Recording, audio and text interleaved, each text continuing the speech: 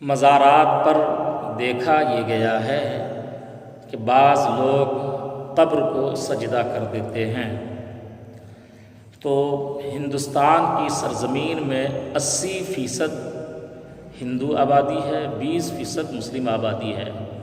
اور مزارات میں حاضری دینے والے مسلم بھی ہیں، ہندو بھی ہیں، اور جب ہندو کی آبادی زیادہ ہے تو ہندو زیادہ جا رہے ہیں، اور وہی لوگ ہیں جو سجدہ کرتے ہیں، اور پھر بدنام مسلم کو کیا جاتا ہے۔ اور اگر کوئی مسلم، اگر کلمہ پڑھنے والا اگر قبر کو سجدہ کر رہا ہے تو اس کی دو صورتیں ہوں گی۔ اگر وہ بندہ سمجھ کر کے عزت اور تعظیم کے لیے سجدہ کر رہا ہے تو وہ حرام ہے، سجدہ تعظیمی حرام ہے، اور اگر سجدہ کرنے والا اگر وہ خدا سمجھ کر کے سجدہ کیا تو یہ شرک ہے، وہ اسی وقت مشرک کافر ہو جائے گا۔ اس چیز کو سمجھنے کی ضرورت ہے۔ افراد اہل سنت پر یہ داغ لگایا جاتا ہے کہ قبر پجوا ہے، مشرک ہے، تو یہ باتیں بالکل غلط ہے۔ کوئی بھی مسلمان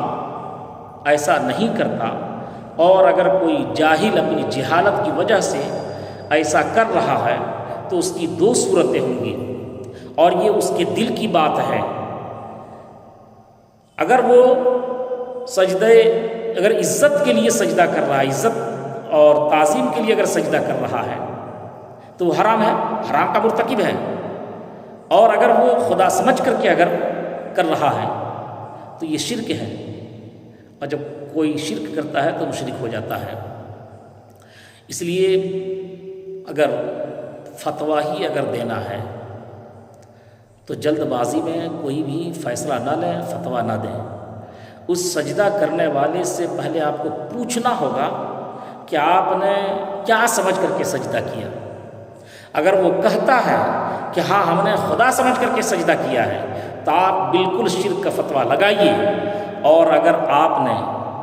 اگر اس نے کہہ دیا کہ نہیں عزت کے لیے سجدہ کیے تو آپ نے جو اس پر شرک کا فتویٰ لگایا ہے وہ شرک کا فتویٰ آپ پر لوٹے گا، اس لیے کہ اس نے شرک کیا نہیں۔ جاہل کی جہالت کی وجہ سے کوئی عمل کر لے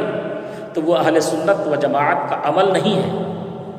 اہل سنت و جماعت کا فتویٰ تو یہی ہے کہ 4 ہاتھ کی دوری پر رہ کر کے فاتحہ پڑھیں، قبر کو چومیں نہیں، جب چومنا